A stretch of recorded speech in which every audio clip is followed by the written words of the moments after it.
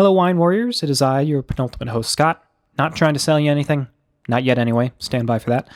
Just letting you know that this week's episode on red Burgundy proved to be a lot of information, so we're breaking the episode out into two parts. Part 1, we'll talk about Burgundy in general. We have a few wines that we drink and review. Our first from Beaujolais, then a regional Burgundy, then a village level Burgundy. Then on Part 2, we continue drinking with a Premier CRU Burgundy, which was really special. Then we talk about the Grand Cru level designation in Burgundy and tell a story about a Grand Cru producer named Romanee-Conti, who back in 2010 had a really unthinkable act occur to their vineyard site. So stick around for that story. And I hope you enjoy listening to this even half as much as we enjoyed drinking it. Cheers. This week's episode of Wine Wars is sponsored by Audible. Go to audibletrial.com/Wine Wars for a free audiobook and 30-day free trial of Audible. Whether you want to listen to a book about wine, a book about Star Wars, or some third thing, I don't know what that would be, Audible will have you covered with over 180,000 titles to choose from. Again, that's audibletrial.com/Wine Wars. And Spectator here, wanting to let you know that this week's episode of Wine Wars is sponsored by Winc. I am currently enjoying a bottle of Viognier from Winc, and you too can enjoy a bottle of Winc wine. You go to trywinc.com/Wine Wars. That's TRYWINC.com/Wine Wars. And that's how you get free shipping and $20 off of 4 bottles of custom selected wines. For me, I'm enjoying a Viognier, the Accoya. Right now, it's a crisp, high-acid wine, kind of tastes like lemons and apricot, and it's a true delight. And you can figure that out for yourself, kind of figure out what your palate asks for by going to Winc. For more information about Winc, listen to episode 55 of Wine Wars, where we discuss our experience getting our first shipment of Winc. Again, that's trywinc.com/Wine Wars for $20 off of your first shipment of Winc wine. Cheers. Previously on Wine Wars. This has been going on for 2.5 years. Has it really? Yeah. Oh my God, that's so boring. You'd think we'd know something. 2 years, 7 months. I have Harvard degrees that cost less than this goddamn podcast.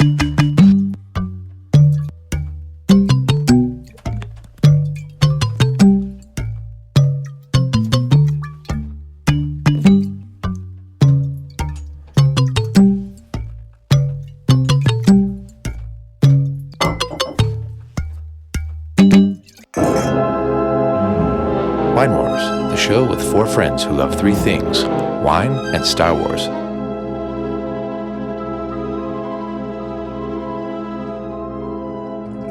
All right, so as you can hear, I'm now pouring our last wine. And this is a very special wine. Is this the It's one not the that most special wine, because you It's- can get more specialer. but it's special for us, for who we are. And it's quite apropos, to use a word from the end of our last episode. To use a Poe. This last one we have is so there's 4 designations. Here, I'll pass this. I'm getting all the decanters confused. We I know. have them. We I know what's going on. Yep.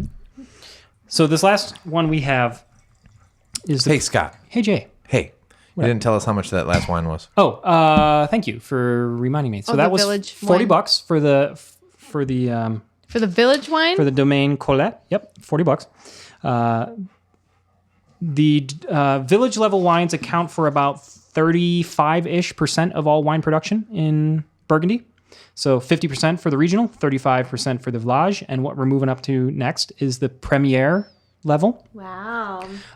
This accounts for about 12% of all wine production in France. You can see Premier CRU there. There are 562 vineyards through all of Burgundy, the majority of which are going to be in the Côte d'Or, Côte de Nuit, and Côte de Beaune. We actually have one from Côte de Beaune. So this is a French... Oh my God. You're so cute. I feel like I do a lot of moaning into this microphone every week, but This is a this French... is a real moaner. Hey. Before we nerd, let's describe, just look at what's going on with this wine. so I So feel let me like this introduce one it. is... Let me introduce it first. Oh, I know. I'm so sorry. It's my day. It's your day. This is a wine. This is from the Blagny region, Blagny of Côte de Beaune, which is right on the border between Marcel and Puligny-Montrachet, which are both actually known for Chardonnay. So this is a very small parcel of land on the border between the two, and it crosses between the two regions that you find Pinot Noir. So it's very unique to those regions. And this is from Francois Jobard, and they label it as La pièce sous la bois, the piece of the forest. Nice. So to be a Premier CRU vineyard site, there are how many? There are 500? 562, I believe, is what I just read. I think that's what I read too. 562. So that's how many plots of land can produce a Premier CRU. Right. And then the next level is a Grand CRU, and there's 200-ish of those, right? Only 33 vineyards. 33. Yes. Wow. And we are not drinking any of that tonight. No. Because that would be a splurge for the whole year. Surprise, I've got one. Like, okay, ballpark, what would something from that cost? I will tell you when I tell it. We'll talk about Grand Cru, and I'll give you a rough price point. We could do a singular episode on one Premier CRU. We'll talk. We'll talk. We'll sell some land. Yeah. But why I brought up the whole thing about looking at this wine. So this is a 2000. In the year 2000. That's right. Older than Theo. It's older than Theo. We did it. Aww. That was the year I graduated from college. So that's scary. I think I was on like my... So in the year repeat year. 2000, 17 years ago, I was 17. Weird. So that's my halfway point. Scott's only 17. Yeah. Gross. So the thing to know with red wine, as it ages, it actually loses color. So when you look at a red wine in the glass, you'll start to see it'll get more opaque. It'll get brown around the edges. It's very rusty. Yeah. So hold it up against something white. So you see how it's kind of getting orange and brownish to the edge, and then it goes to almost clear. Yeah. So that's how you can tell. Like orangey, bricky. Yeah, can get a sense of an age of an older wine. Yeah, we opened and this and whites just- do that As opposite. it pours into the glass, it looks like brown water. It looks Yeah. like the Yeah. tap's gone bad. And it's Kind of, yeah. looks super unfiltered. It looks like I was going to say That's it's the- very cloudy compared to the others. It's a style. And I can still see through it, but it's very hazy. This is really special. Where'd you get this? so this was from Square Wine as well. So I swung by there the other day and talked to Emily. And this, for the most part, Premier CRU, you're going to find in Côte de Nuit. So like I said, Côte de Beaune's a little rarer. So, and this Blagny region in particular is not as well known as the others. So this was only $45. Because it's a little gem. It's a hidden area, and that's a 2000 a wine from the year 2000. yeah, only $45. That's a deal. Yeah. And so like the Fixin one, the village level was, what was that, 2011? Only $5 more. It takes you back to the year 2000. So what were you doing in the year 2000, Anne? Jason and I moved in together. I had my first job out of college. We celebrated the millennium change. Oh yeah, In, Y2K. In Pasadena, California. We were at the Rose Bowl. Oh, really? Yep. Wow. Cool. Yeah.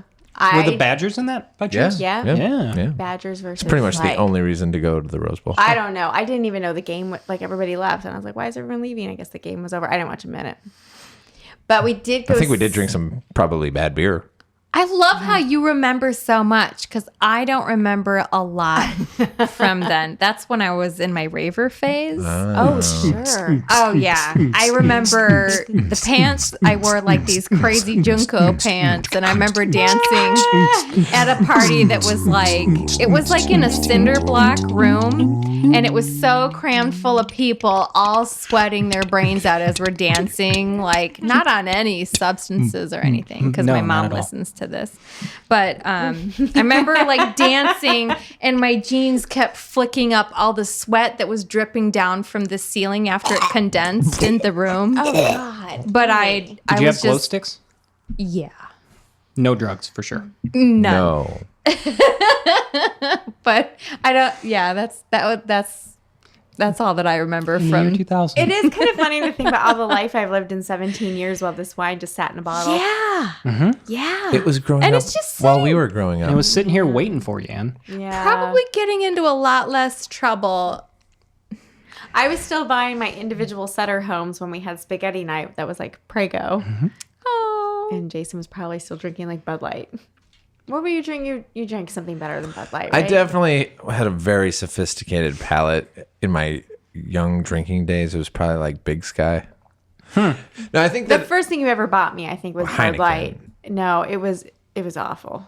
Well, we were in college, kids. Well, I'm just saying how far you've come. Yeah. I think I always I still liked Guinness, loved though. you. Right? I don't think so. But But that's just says like she loves you more now. She loves you. Yeah. Yeah. Sometimes you got to grow up and you got to drink like I mean, I really stinky IPAs now and love your, Premier CRU Pinots. Right. Sometimes Yeah. that happens to Fall people. of 2000. I think I would have been a junior in high school. Oh my god. Wow. That's Sorry, crazy. guys. Sorry. Remember when I said Crazy. sorry at the beginning? Sorry. No, it's crazy.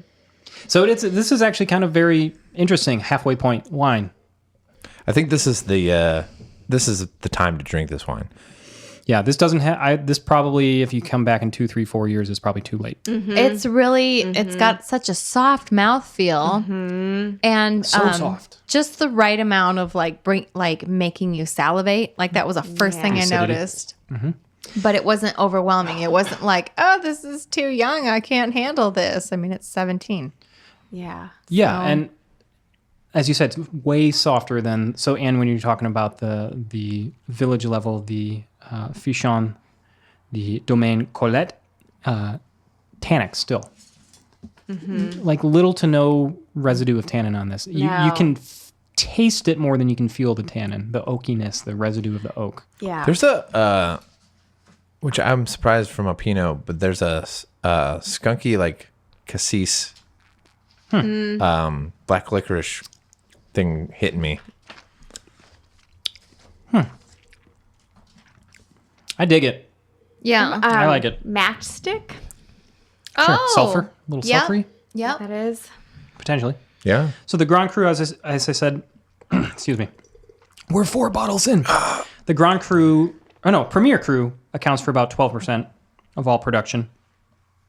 This will be on the label. We'll say the village, and then we'll list the vineyard as well. So the labeling of Burgundies can be very confusing. So just to recap, the regional will just say Bourgogne. The village level will list the village, which if you don't speak French can still be confusing to figure out if that's the village level or not. But if it seems like there's more information there, It's probably it's higher level. probably a higher level. Yep, and look at the price too. That's a That's a good indicator. Premier CRU will also list 1 ER, meaning Premier CRU.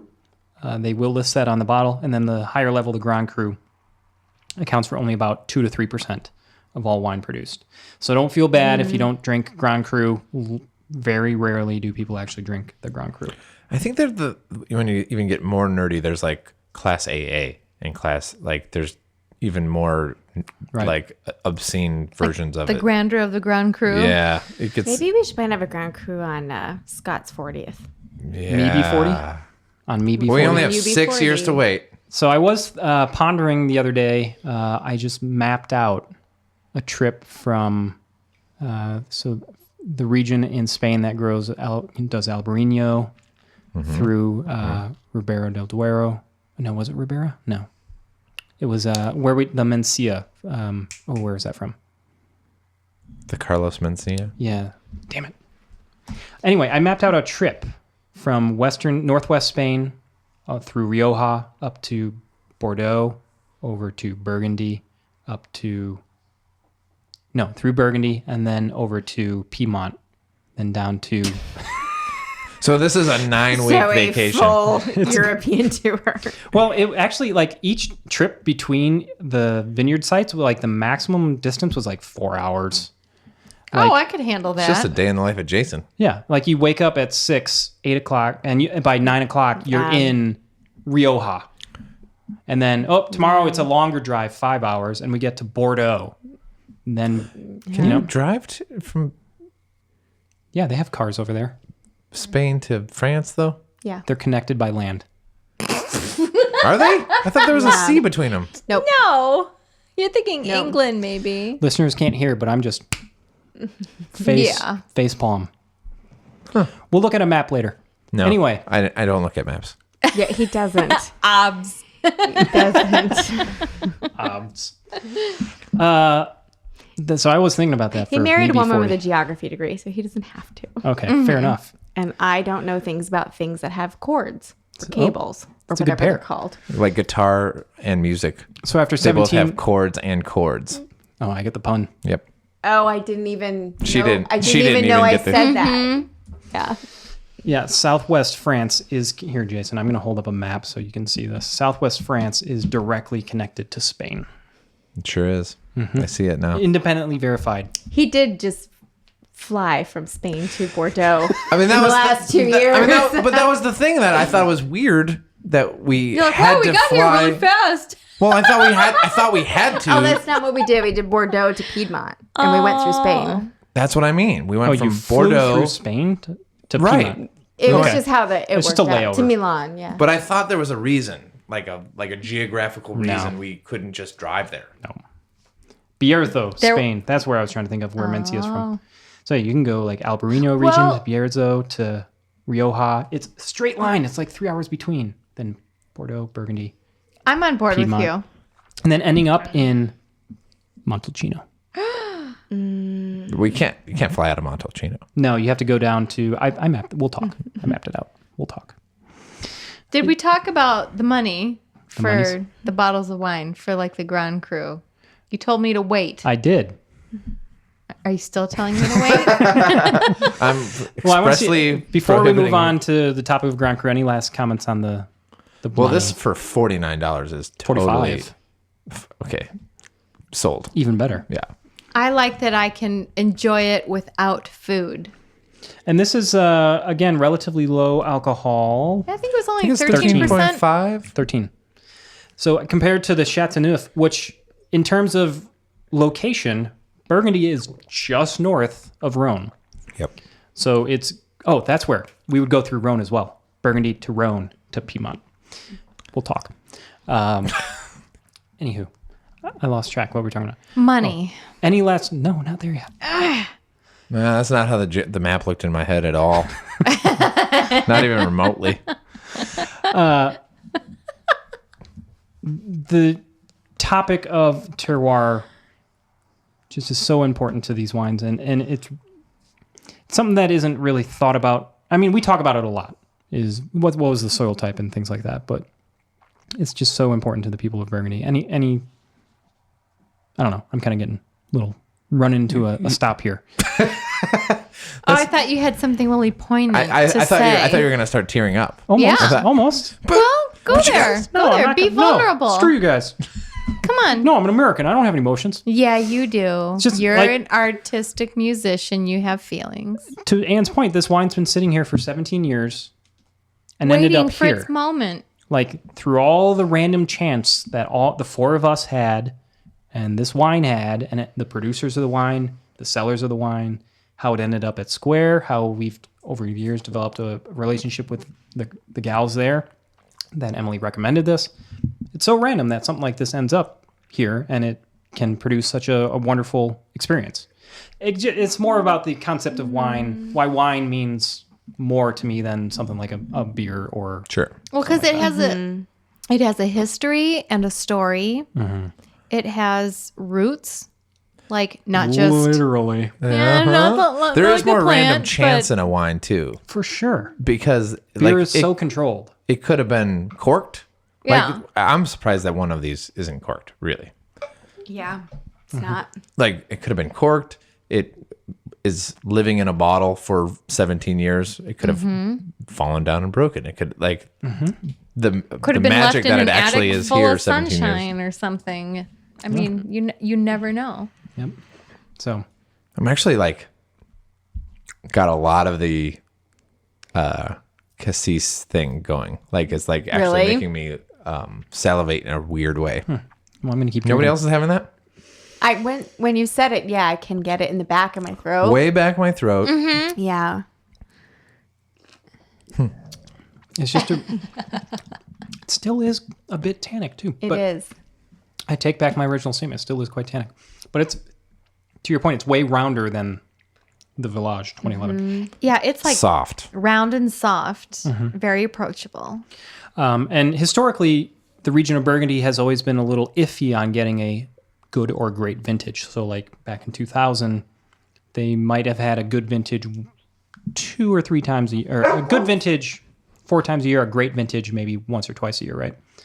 Because of the changing climate, the warmer environment, now Burgundy is more consistently being able to produce good quality wine. Oh, that's great. Good news for us Burgundy drinkers. For now, yeah. Give it another 20 years, who knows? Theo does not like that idea because then we're not going to have the amazing wine. Who knows, right? Because it's all changing. But then some other region might be the next Burgundy. It could be. Looking Which at is you, a sad England. thing because All the you history. know how to do it. Yes.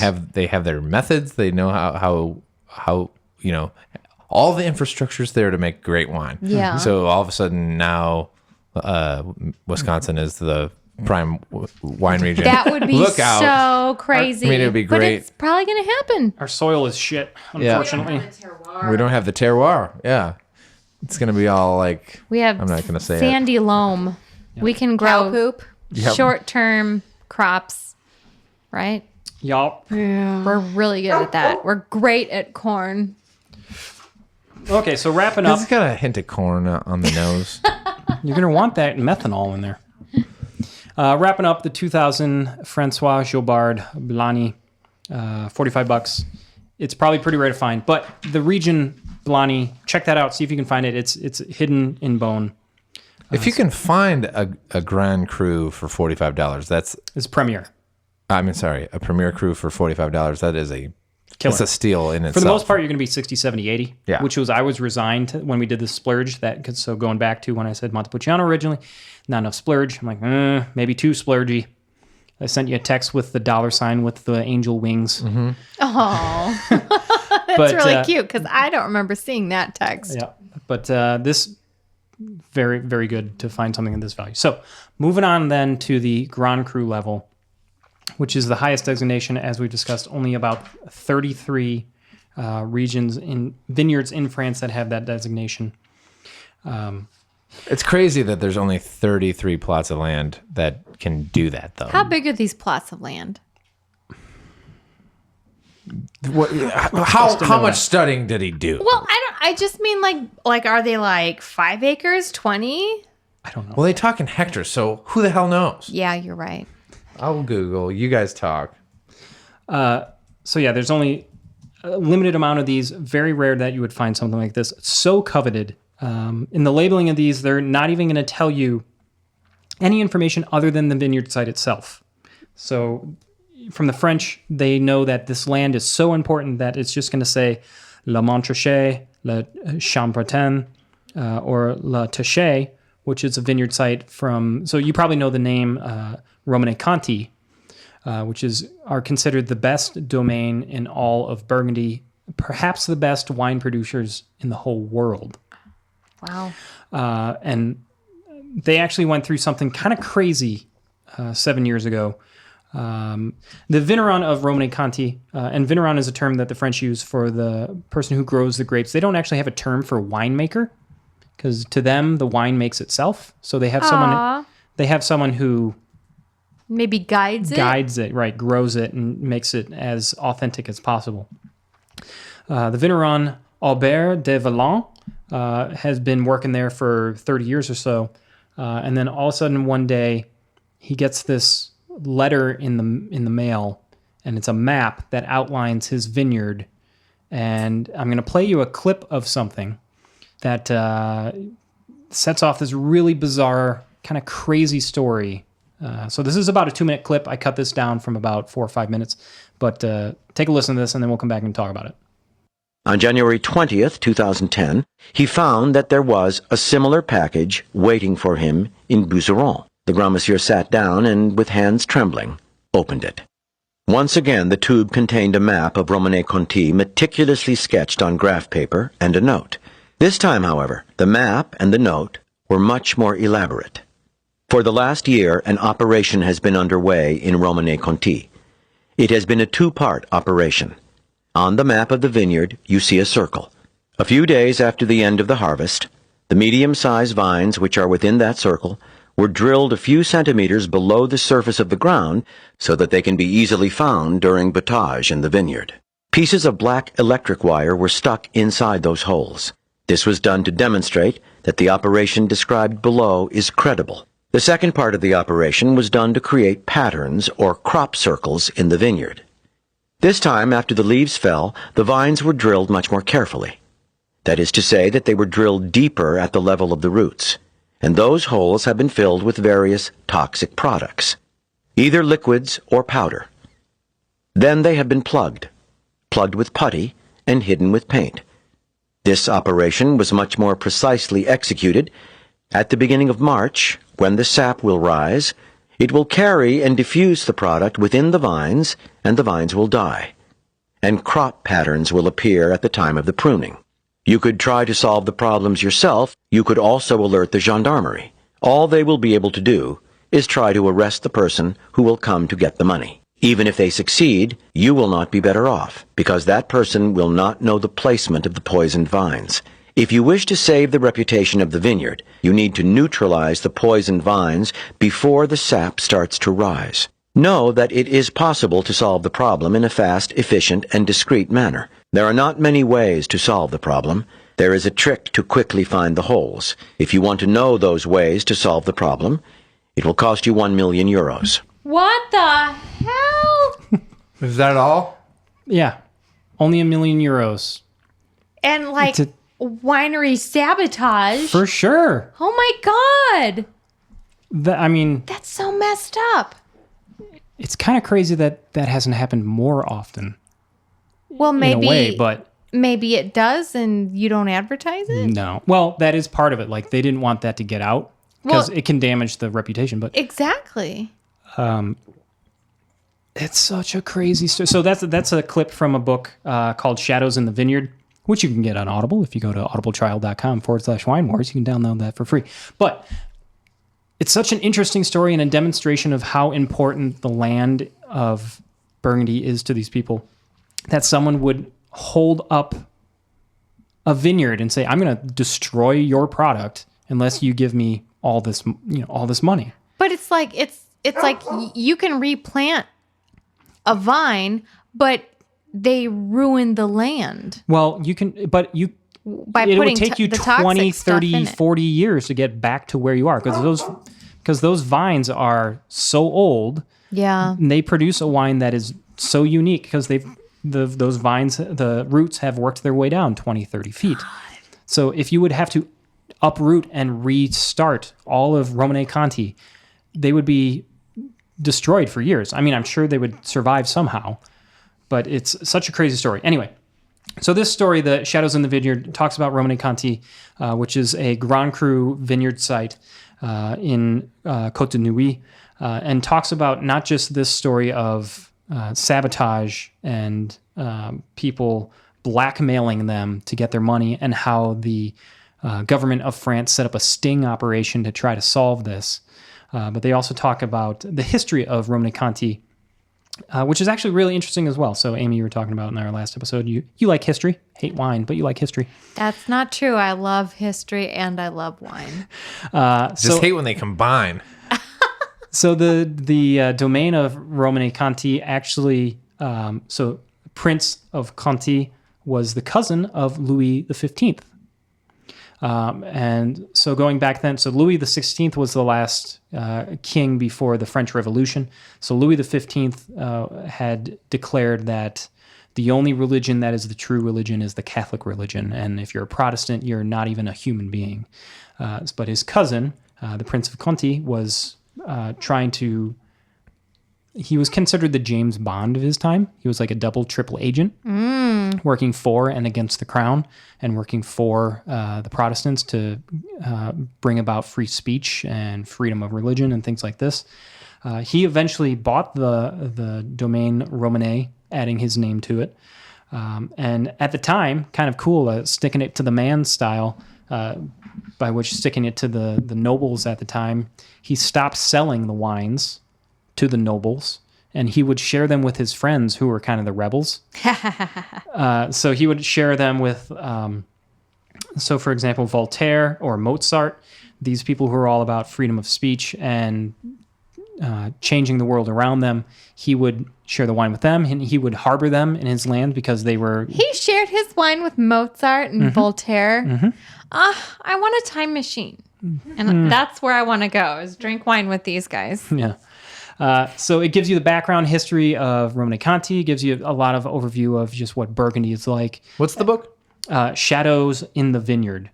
And it's about 8 hours. You can plow through it in a day at work if you're cramming in 2 days' time for an episode on Burgundy. And you put it on 1.2... 1.5. 1.5? Yep. Yeah. But it is a really crazy story that someone would do that. Just sabotage something that is so revered by your people.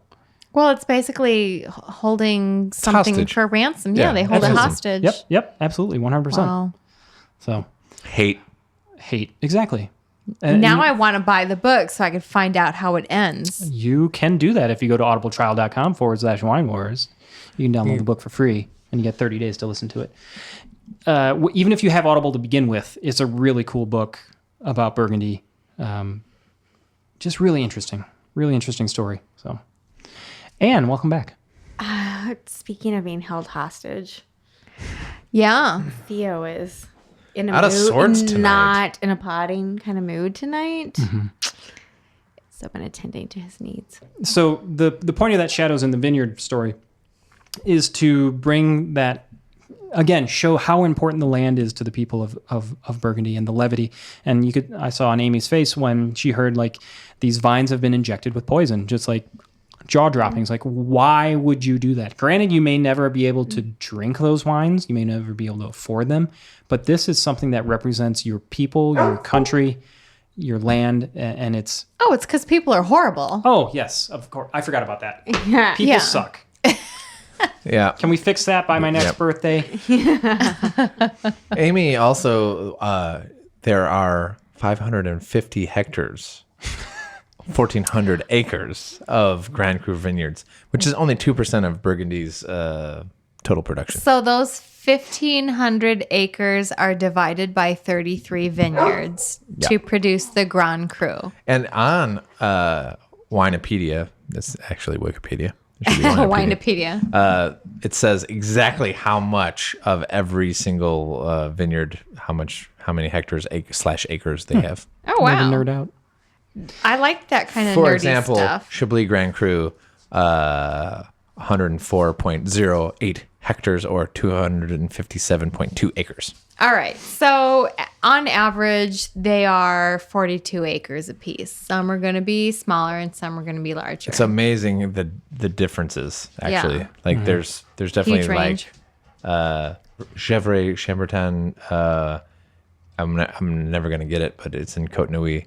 And it's 1.82 hectares, 4.5 acres. Quite small. Wow. Yeah. Yeah. Again, that And goes that's to the one of 33. that goes to the point of how important, when the monks laid this all out, the story is that they literally ate the soil and said, "Oh, these are the best plots of land," and then they mapped it all out. So I think we've burgundied the shit out of Burgundy. I enjoyed I would burgunding it. Any last minute wrap ups here? Oh, I did want to say, because I know this is something of importance to Anne, July 4th, 2015, Burgundy was given a UNESCO status. Oh, hooray. World Heritage. World Site. Heritage, yep. Site. Cool. And that's something Wow. actually that... so What year? 2015, just 2 years ago. When we were driving through France, we saw lots of UNESCO sites. Yeah. Well, lots. It was all for the one thing, the most ancient cave drawings. Oh, yeah, the cave Yeah. art. So does that mean that You don't see that in the U.S. I never see UNESCO so it's All the signs in the cave U.S. art and the castles and you're driving down the highway and all of the exits are pretty significant. So, okay, so does that mean that the people who put the poisonous stuff in the vineyard from the book, does that mean it is now an international crime? Well, that occurred in 2010. Oh, so going back to your question of what was the cost. So that a bottle of 2010 Romanee-Conti was like $2,000. Wow. So if you're going to get, that's the top level, like a single bottle. is $2,000. Yeah, that's... Wow. I'm never going to pay that for a bottle of wine, but somebody could pour it for me. Yeah. No, I mean, we were just talking. That's almost the full cost of a sliding glass door during your remodeling. Exactly. Mm-hmm. Yeah. So I need to get that first. Yeah, like 10 bottles of wine or an entire basement remodel. Right. Whatevs. Yeah. So happy birthday to me. Happy birthday, Happy Scooters. birthday, Scott. So next up on the birthday docket is Anne. Yes, that's right. I mean, technically, whatever. We're Yeah, a little we- out of sync, but I'm gearing up. For good reason. Gearing up. And wait. Yeah. Stay tuned. Stay tuned. Dun, dun, dun. Okay. That's been Wine Wars for this week. Please check us out on Gmail, Twitter. Check us out on Gmail. Oh, that's not right. Email us on Gmail. Find us on Instagram and Twitter, Facebook at Wine Wars Podcast. And rate and review us too. On the That would be iTunes. really helpful and wonderful. And we always give you a shout out if you do. So Just like If Mr. you- Jim Wiz. Hey, Jim Wiz. oh my gosh, Jim Wiz has got like 4 shout outs. No. 5, 3.5. 6. Too many shout outs. So many. But he's great. You know what? He's really great. He's a super fan and we like him. So if people have questions or requests, like email us at winemorspodcast@gmail.com. Thank you. You did that very well. Thanks, because it was my first time. Could you tell? No, you did great. Okay, and so until next time, please remember, It's just grape juice. 1, 2, 3, 4. Wine Wars.